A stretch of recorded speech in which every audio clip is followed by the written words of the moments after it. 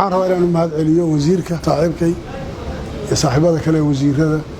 xildhibaanada labada aqal siyaasiyiinta kale dhammaan barbaarta gaashaaman bulshada kale ee reer Muqdisho iyo intana soo dhaweysayba waxaan uga mahad celinayaa annagoo guriganagii imaanaynay in haddana soo dhaweeyaan waxaan rabaa inaan idhaahdo abshir soo dhaweyntiinaas insha Allah lagu khasaari doono halka shay muhiimka wuxuu yahay xaaladda aan ku jira inaan ka baxno nabad la gaaro xasilooni la helo deganaansho la helo